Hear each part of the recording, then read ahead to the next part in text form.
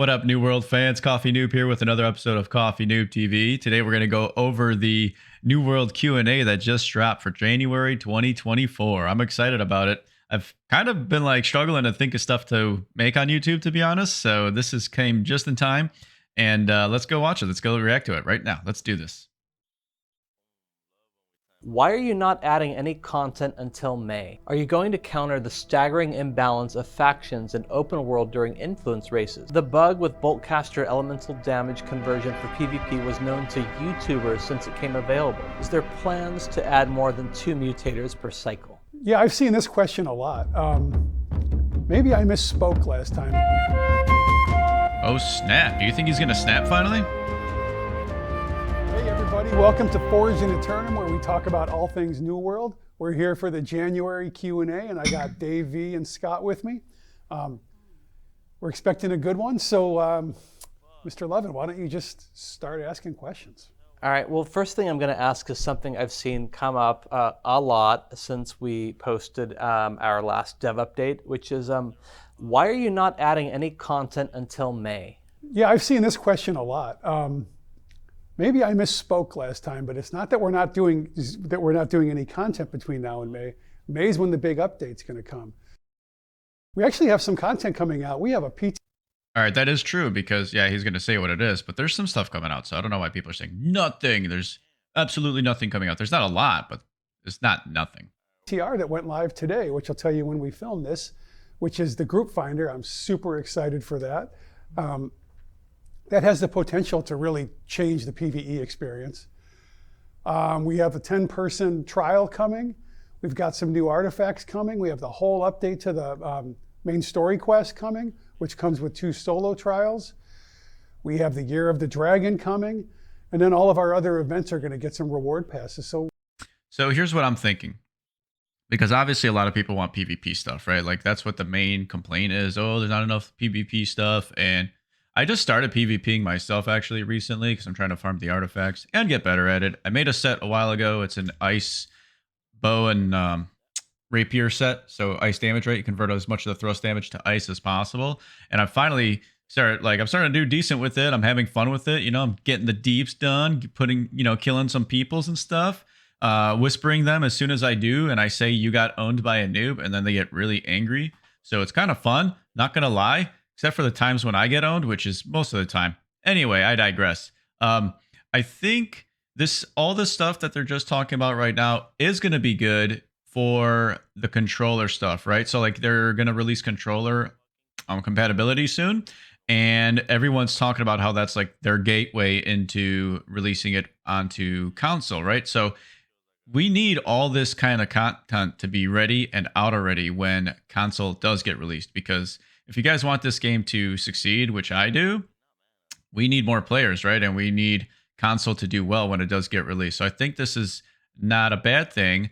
Of course, yes, there should be more PvP content. So I don't think it's fair to say there's no content. Seems like quite a bit to me, and I'm pretty excited to get that out, and I hope you all like it. All right. Will you pick this question after more than 2 years of asking? When will Amazon do something about aim hack and lock target hack tool that's being sold for $50 to $100 per month since release?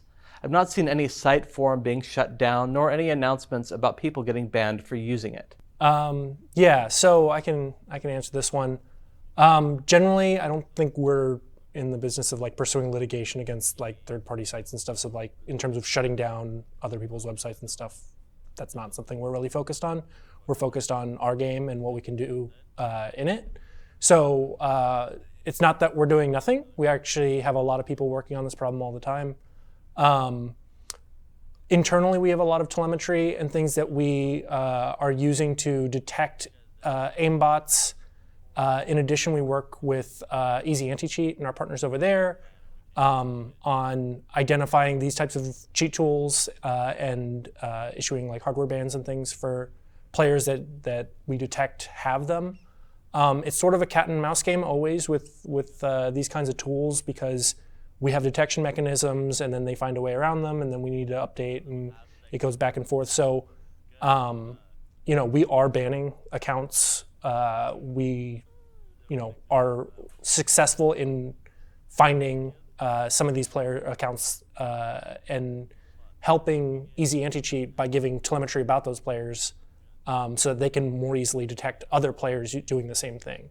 In the past, we've announced big ban waves when we've done that, but we don't announce every ban and every time we ban small groups of people. It would just be like, it's going to get to the point of who cares? You banned another 20 people. You caught these 15. So it's happening. We take it serious. I know Scott and the team are all over it, but it's just not something we feel like we need to update on a micro basis. All right, I'm going to say this, and this is not like a, LOL to New World, but I don't know how large the player base is, but I would say obviously people are using Aimbot more than likely for PvP stuff and in OPRs. And so like, I don't know, you tell me, chat, because like, I don't know. I just started playing PvP and OPRs, right? And I'm not sure like who are the culprits of this aimbotting and stuff. I've been into some fights where I'm like, yeah, there's no way this guy's hitting me every single time, right? But I have no proof. I don't know how you prove that. Does anyone have any names that they realized have not been in there recently? All of a sudden, like you think they got banned? If they are doing this, and the thing I do like is that they're hardware banning, right? So that really screws you over. Basically, you ain't getting back on unless you get another computer or another motherboard, right? So that's freaking awesome, because screw them, screw those people that do that crap, right? Versus just like, oh, an IP ban, because that's so easily fixed, right? Since a lot of people don't have a permanent IP. Anyway, let's see what else they got to say. Right, and the other thing I was going to say was with these ban waves too, like we don't immediately ban accounts usually as soon as we detect something, because we generally want to like confirm things and let it sit for a little bit before we issue a big ban wave, so we can get more accounts than just a couple, because it's just the back and forth is just too much. It's a lot. Are you going to counter the staggering imbalance of factions in open world during influence races? One faction on my server greens simply have easy more players than other factions, so it's 3v30 fights on towers. Teleporting mechanic is not working at all for the balance, so please do not even try to justify current situation with it. Sorry, I will not try to justify. Burned. I think there are sometimes some imbalances in factions. I think when we look at the data, it's generally not very askew, right? Like, so there can be some differences, but I don't think there's cases in which, one faction has 10 to 20 times the other factions. How many people show up to an individual race is much harder to control than overall faction balance. Yeah, like the current PvP system, I don't know if there's much they can do about that. That's just up to the player base. If you have a lot of players in one faction that don't PvP at all, you just get screwed, unfortunately, in that regard, right? And then you have the Marauders, in my case, and the Covenant on my server PvP a lot, right? Right now, the Covenant owns pretty much the entire land of Eternum. Syndicate, I think, has like 2 places, and Marauder only have 1. Before that, Marauders had everything almost, and like Syndicate are just like sucky basically entirely. So it's just it is what it is. I'm starting to finally PvP. I haven't really done any races, just OPR so far, because I'm mainly doing it to get a little bit better at it, but also farm the artifacts. I just like, what do? Can you force? Oh, you have to join this faction or something like? And there's no way of knowing if a player is actually going to PvE or PvP. Like, I don't know how we fix this. I get the frustration, but I just don't know how you fix that. It's player choice, On my server, more people in a faction I'm in have started showing up for races, but we didn't a while ago. And I think that there's ebbs and flows there that will happen over time. Currently, there's no plan other than the maximum cap to adjust for this. And I think this is, a case where I think, hopefully people find the influence races rewarding and fun, and you can sort of gather up more people on the factions that are weaker. There are. I didn't think this entirely through, but I've mentioned it before, I believe. I think I like that it's open world, right? It's an open world concept for these races. That's cool. However, it's I guess puts a lot of pressure on the servers, right? When there's a lot of people, that's why they have to limit how many can be there at a time. I feel like just make that cross server as well, and you can just have however many wins take over that spot. Like, actually, that wouldn't work, I guess. I don't know. Maybe not cross server. Have your server do it, right? Individual servers do it, but they go into their own little zone, just like they did with Wars, where they separate it because it's just too intensive on the servers. And then you can have more than one per day. Just have people sign up for it all day, just like you're doing a random queue for an OPR or something, right? and you can get it done. And then they tally up how many have won over the course of the 24 hours, right? And then they just get the influence that way. I don't know. I don't know entirely how races work. I know that like you have to do that in order to go to war, right? And you have to win them. But I guess it would kind of suck for the people that did get some wins. But right now, I mean, that's the best solution I can think of. Tell me what you guys think in the comments. Our overlying mechanics to try to help balance out the factions at a macro level, we're going to continue to support those. Like, you can only transfer out of the most dominant faction, things like that. And that's sort of our current plan. Yeah, I don't know how we solve for the case that this person's complaining about, because if only 3 of their factions showed up, we're not going to limit the other faction to 3, because then you could game the system by putting your best player. Like, it's a hard problem. I think you nailed it. Might be the system entirely, which I don't know. Like I know BDLM talks about having an entirely new faction system in general. And I watch his stream sometimes. I want to ask him next time I go on his stream, be like, what exactly do you have in mind? Because it's like one thing to say, hey, we just need a new system, but I'm sure he has ideas. So I would really like to think or see what he has to say about what he thinks they can do and what they should do. Nailed it, though. The key is the onus on us is to make the rewards good enough and enticing enough to draw more players in, to make it something that you really want to partake in. Yeah. And it's definitely not just a pure numbers game, right? The No, quality for sure. and the communication and coordination within groups is a huge multiplier on how effective a smaller group can be. Any plans on reworking reward systems to encourage replayability? Loot biasing and rework of perks did a pretty good job acquiring gear that feels useful. That said, it sucks. Content like 10-man and 20-man trials are again abandoned with 625 gear score rewards that already have fixed mediocre perks. Fixed name perks are subjective to people, whether they are good or not, but the gear that comes with 2 perkers and RNG third perk and a random gear score gives us a little bit of control. In general, yes, we are aware that some of our content does not have updated rewards. Right, and it should, because that's part of the issue already, right? There's not a lot of content. So like we're missing out on all this content that came out prior to the expansion now, because there's no point of doing it anymore. So let's see what they say. We are going to be looking into that. We don't have explicit timelines yet, but it is on our radar, and we want it to happen. I think that is fun content. The Sandworm, I do it just for. I don't even know. I haven't done either of them. So I quit during season 2. So I never did the 10-man, and I definitely haven't done the 20-man. I would love to do it, but there's no point right now, right? So if they could update the gear, and they can just do that every time a season comes out, or every time they come out with a new trial, or not a season or a new trial, but the gear score goes up, right? Update the reward track, make it so people still need to go there. And in my opinion, there should be like some kind of set bonuses or something, like, right? Like each one gets their individual unique set pieces. And if you use them, you get like some really cool perk for like if you got 2 out of the 4 or 2 out of the 5, right? Or you can get 4 out of 5 or something. And it might like have fixed perks on it, but that set bonus from using them all can really make you be like, should I use this or not, For the dark matter. I'm sure a lot of other people do it for that. So if your company does it or is it capable, it's a good source of dark matter. Yeah, for the dark matter, that's true. But I agree, the actual gear rewards for that content, and especially the hatchery, just is not up to par, is not where it needs to be. We're aware of it. It's on our radar, and will be coming in the future. All right, I think you should expand on name. Right, but how long? Like, how long does it really take to update a gear set? Or the loot table in a place? Like, just do it. Like, what do we have to wait till the end of May to do that too? I don't know. I'm just saying. Gear that have 2 perkers and random third or kiln. It's a very good approach to chasing our own ideal gear with moderate control, but still needs decent time to sink in resources and gives every place a unique purpose.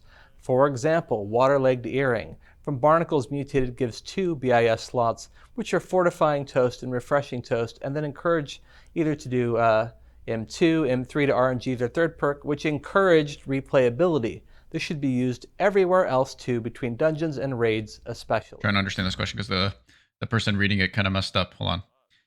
It's a very good approach to chasing our own ideal gear with moderate control, but still needs decent time sink plus resources and gives every place a unique purpose. For example, waterlogged earring from Barnacles Mutated gives 2 BIS slot perks, not slots, which are fortifying toast and refreshing toast. And then people either do the M2 or M3 to RNG their third perk, which encouraged replayability. True. This should be used everywhere else too, between dungeons and raids especially. Yep, I agree. Agree. We love this pattern, and I think you'll see that in the expansion, most of our named gear followed this pattern, and I think it's something we're going to continue to do. So we agree, we love this pattern. I do think, for some pieces, we'd like having the prescriptive 3. We don't want to like box ourselves into only one solution, but this is something that I've loved for a long time. I think, like the person who asked the question, what I like about it is, you can keep doing it and trying to get that 3rd perk, or nowadays you can spend the resources and manually upgrade it yourself. So that option is, I think, a great choice for players. All right. The main story quest has been randomly bugged for many players, unable to progress through it at some point for many months in a row now. It has been reported so many times, but no ETA and nothing in sight in the patch notes. Very frustrating for any new player in New World. Why is it not a priority? That's definitely an issue. I don't know if it's true. We'll see what they say to this. But if that's the case, that's an issue because you're trying to grow your player base, right? So we don't need that kind of crap to be messing up. You need that to work flawlessly. It's a massive, excuse me, it's a massive priority. And we fixed many of the issues. I would love to get specifics on which ones people are still running into. I mean, if it's been reported, they should have that. But repeatedly, hey, it's bugged and I'm stuck, but I'm not getting specifics, and I want to be able to go back to the team with that. I've looked on a lot of the threads. I'm not seeing it. So if you could reply to this thread so we could see it on Reddit somewhere, we'll find it and then we'll try to fix it as fast. Yeah, I think that could be definitely part of the issue. It's like you need to be specific about what the issue is, not just be like, oh, main quest bugged, and then leave. Like, I don't know if that's what's happening. I don't go on the Reddit forums and all that to see what people are complaining about in the game. I barely have time to do this and play the game, let alone also look into what everyone's complaining about. But if that's the case, then yeah, you definitely need to be more descriptive about what the issues are so they can actually pinpoint it. Because if you're just like, oh, man, MSQ is broken, they're going to be like, okay, cool. Well, MSQ, like, how much does that entail? Like, what are you talking about exactly? As possible. Yeah, we're just to add on to that, we're having trouble reproducing the issues, right? Like, because there's so many different states a player could have been in. Like, did they play 6 months ago, 12 months ago, and they're coming back? Which achievements we use, the various steps in quests, we use like an achievement backlog to track where you are. And it's just hard. There's so many permutations that we're not able to sort of reproduce these in. And I think, like Scott said, we put out a lot of fast patches in Season 4 to sort of try to fix these issues. We know they're super important. We love the MSQ. We want players to be able to do it. But we just need a little more information to help us track it down. It would be a good way to do it too is if you're actually, whoever's reporting this, right? If you guys do see this video, I would record your actual gameplay and just be like, this is where it's happening, and say, this is my character. Check out all my stuff, whatever. Check what like my character has and everything, what I'm wearing currently, what my achievements are. I don't know. That's what he was mentioning, right? Like whatever these other things that can be causing the issues are.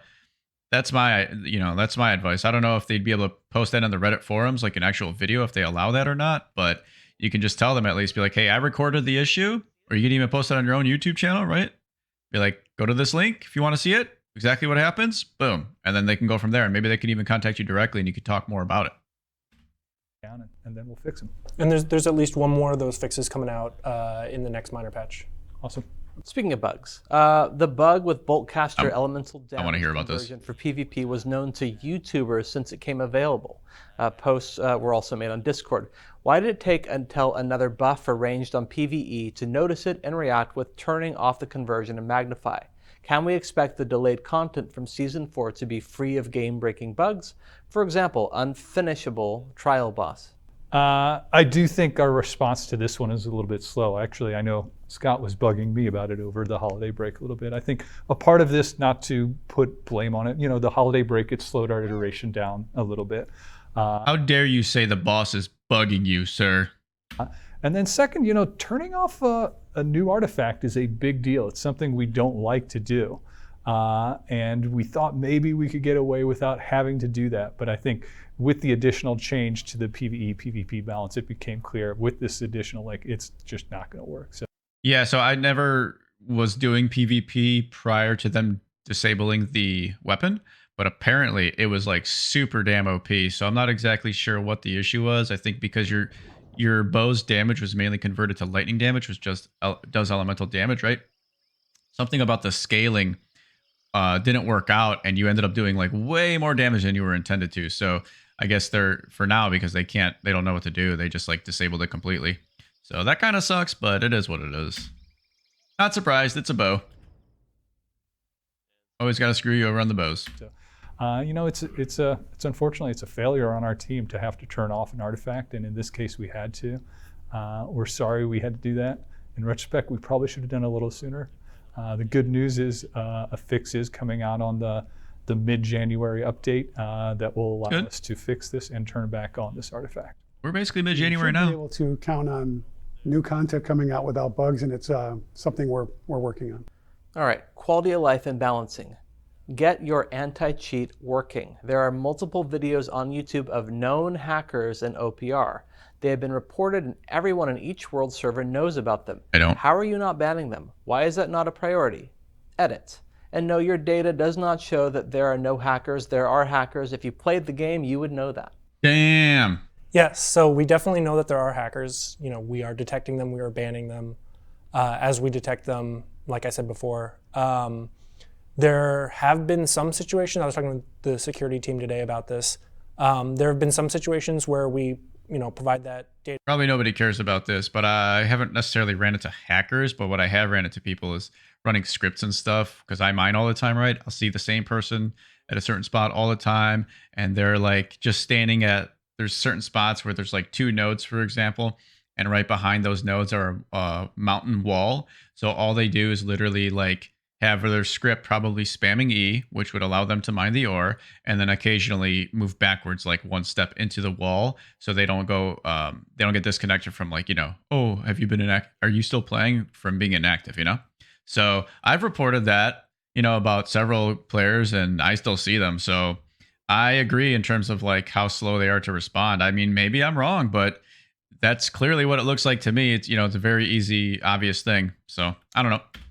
Data to Easy Anti-Cheat, and they come back and they say, there's no evidence of hacking on this particular account.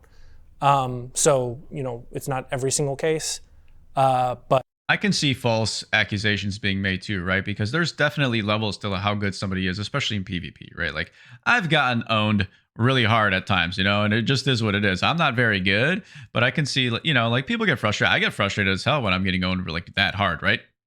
But I'm a noob, so I'm kind of like, all right, get over it, whatever. But I could see that, there's definitely better level players than certain other ones, and if you don't have the correct gear and stuff and you're going into OPR, you're just going to get manhandled anyway. So it could be an issue between what you're wearing and then the skill difference, like if you're just starting out in PvP like me, there's going to be players that are just so much better than you already because they've been doing it so long and they know how every build works. They know how every skill most people are going to use it, just looking at the weapons they're using, be like, okay. And they know like your rotation, they know what you're going to do for the most part. They're preemptively like, this is like 4D chess, some people get to that level where they just know what you're going to do and they already have an answer for it. So sometimes it is what it is. So I can see how false accusations can be made. But like I said, we have people on the problem working on it all the time. It's a hard problem. Yeah. Like,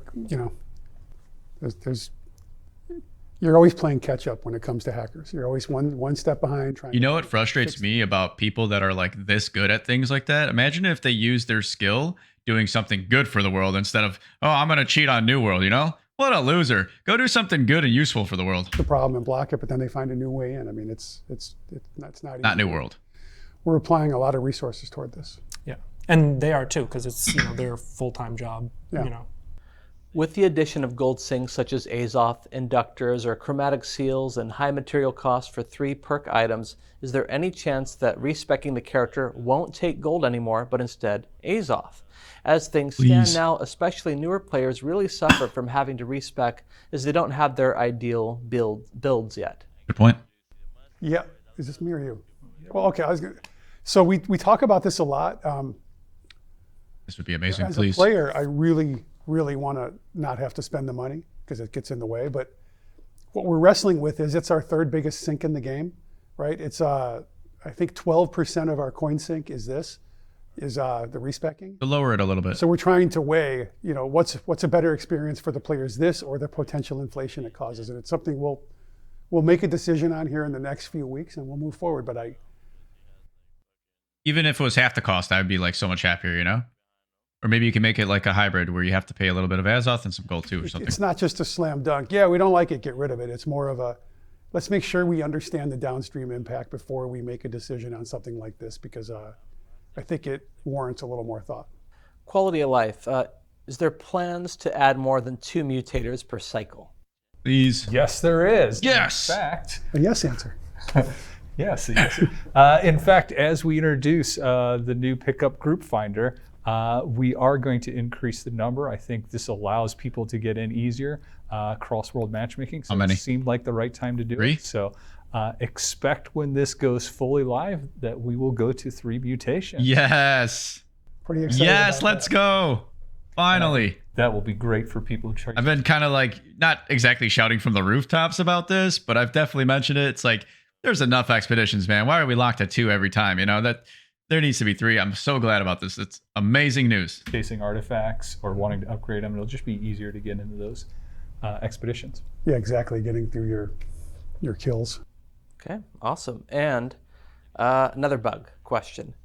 Any updates on the bug where players cannot see their objectives when pressing J? It seems a bugged event quest seems to be the culprit.